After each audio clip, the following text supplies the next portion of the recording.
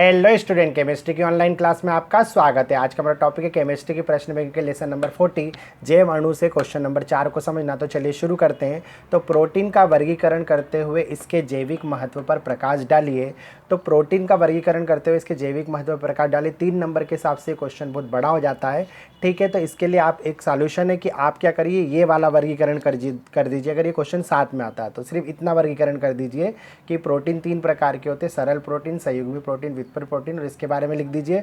और कोई से भी 3 जैविक महत्व लिख दीजिए। अब मैंने क्वेश्चन इतना बड़ा ये लिखा है कि कभी आपको 3 नंबर में सिर्फ एक ऐसा क्वेश्चन आ जाए कि प्रोटीन का वर्गीकरण कीजिए, तो फिर आप ये लिख दीजिए पूरा। और अगर आपको आता है सिर्फ कि प्रोटीन के कोई 3 जैविक महत्व या महत्व लिखिए, तो आप ये वाले पॉइंट लिख दीजिए, ठीक है। तो इस हिसाब से हमने क्वेश्चन को कराया, तो आप दोनों वे में इसको समझ लीजिए, ठीक है। तो प्रोटीन का वर्गीकरण, तो आणविक संरचना के आधार पर प्रोटीन 2 प्रकार के होते हैं। एक फाइब्रस प्रोटीन होते हैं और एक ग्लोब्यूलर प्रोटीन होते हैं। फाइब्रस प्रोटीन की संरचना जो होती है तंतु या धागे नुमा होती है और वो जल में अविलय होते हैं। एग्जाम्पल हमने दिया इंसुलिन। जबकि ग्लोब्यूलर प्रोटीन की संरचना गोलाकार होती है और ये जल में विलय होते हैं। इसका एग्जाम्पल दिया हमने केराटिन, ठीक है।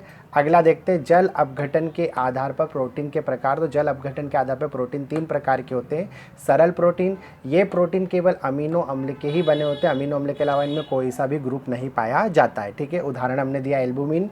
संयुग्मी प्रोटीन, इनमें अमीनो अम्ल तो होंगे, हर प्रोटीन में अमीनो अम्ल होना जरूरी होता है, ठीक है। तो अमीनो अम्ल तो होते हैं लेकिन अमीनो अम्ल के अलावा अन्य समूह भी होते हैं। उदाहरण हमने लिया लिपोप्रोटीन, इसमें लिपिड के साथ प्रोटीन है। अगर ग्लूकोज के साथ प्रोटीन होता तो ग्लाइकोप्रोटीन कहला जाता, ठीक है। न्यूक्लिक अम्ल के साथ प्रोटीन होता तो न्यूक्लियोप्रोटीन कहला जाता। तो हमने यहाँ पे एक एग्जाम्पल ले लिया। व्युत्पन्न प्रोटीन, तो सरल प्रोटीन और संयुग्मी प्रोटीन के जल अपघटन से जो प्रोटीन बनते हैं उनको व्युत्पन्न प्रोटीन बोलते हैं। उदाहरण हमने लिया प्रोटियोज, पेप्टोन्स भी इसका उदाहरण है। अब प्रोटीन का जैविक महत्व देख लेते, तो प्रोटीन के बहुत सारे जैविक महत्व होते हैं। ये जीवों का प्रमुख संरचनात्मक घटक होता है, ठीक है। ये वृद्धि के लिए भी आवश्यक होता है। ये सभी एंजाइम वो कुछ हार्मोन जो होते हैं प्रोटीन के ही बने होते हैं।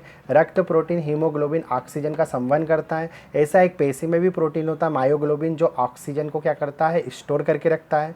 और एक रक्त में एक और प्रोटीन होता है जो होता है फाइब्रिनोजन, जो रक्त का थक्का जमाने में मदद करता है। ऐसे तो फिर बहुत सारे हो जाएंगे, ठीक है। पेशियों में पाए जाने वाला जो एक्टिन और मायोसिन प्रोटीन होता है वो गति और प्रचलन में क्या करता है, सहायता करता है। तो ठीक है, तो आपको ये आंसर देते समय इस बात का ध्यान रखना कि आपको क्या पूछा गया उसी हिसाब से आंसर दीजिए। अगर वर्गीकरण, सिर्फ वर्गीकरण पूछते हैं तो आप पूरा लिखिए। अगर जैविक महत्व लिखते हैं तो आप पूरा लिखिए। और दोनों साथ में आते हैं तो आप ये वाला वर्गीकरण लिख दीजिए, सिर्फ इतना वाला, और कोई से भी 3 महत्व लिख दीजिए, ठीक है। तो उम्मीद है आपको समझ में आ गया होगा। अब मिलते अगले वीडियो में अगले टॉपिक के साथ, तब तक आप पढ़ते रहिए। Best of luck for your exam.